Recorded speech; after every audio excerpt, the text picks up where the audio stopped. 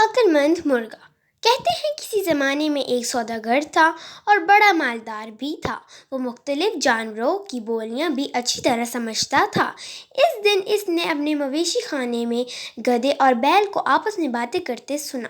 بیل گدھے سے کہہ رہا تھا، تم خوش قسمت ہو، جبکہ میں سارا دن ہل چلاتا ہوں اور تم مزے سے رہتے ہو۔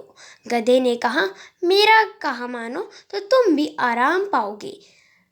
کل کام کے وقت بیمار پڑ جانا تو مالک تم سے کام نہیں لے گا۔ بیل نے خوش ہو کر تجویز پر پورا عمل کرنے کا یقین دلایا۔ سوداگر نے ان کی باتیں سن لی مگر خاموش رہا۔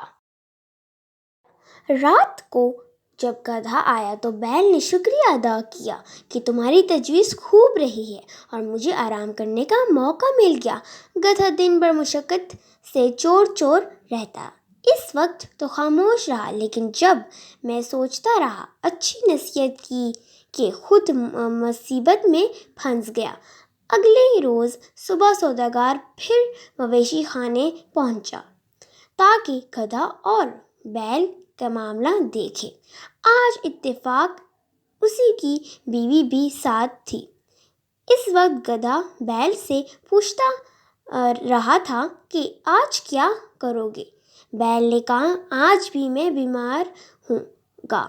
گدھے نے کہا، نہیں، ایسا غصب نہ کرنا۔ مالک کہہ رہا تھا کہ اگر بیل تندرست نہ ہوا تو اس کو ذبح کر دیا جائے گا، اس لیے بہتر یہی ہے کہ آج کام پہ جاؤ ورنہ جان کو خطرہ ہے۔ سوداگر یہ سن کر ہنس پڑا۔ اس کی بیوی نے حیران ہو کر پوچھا، اب کیوں ہنسے؟ سوداگر نے کہا، مجھے گدھے اور بیل کی باتوں پر ہنسی آ گئی۔ بیوی نے دریافت کیا کہ ان میں کیا گفتگو ہوئی؟ سوداگر نے کہا، یہ ایک راز ہے، اگر ظاہر کر دیا تو میری جان کو خطرہ ہے۔ بیوی اصرار کرنے لگی اور کہا کہ تم بہانے بناتے ہو، درست بات نہیں بتائی تو میں اپنے آپ کو قتل کر لوں گی۔ وہ رونا پیٹنا شروع کر دیا۔ سوداگر پریشان ہو گیا کہ اگر بتاتا ہوں تو میری زندگی پر حرف آتا ہے، نہیں بتاتا تو یہ جان کھو دیتی ہے۔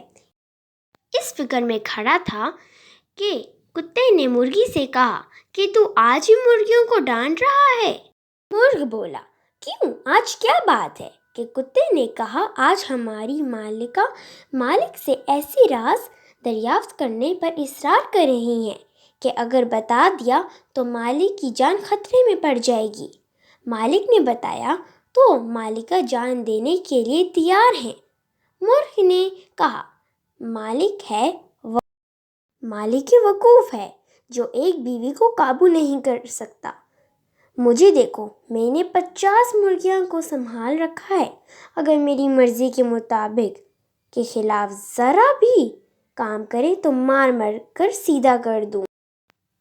یہ سن کر مالک نے ہنٹر اٹھایا اور بیوی کو مارنا شروع کر دیا۔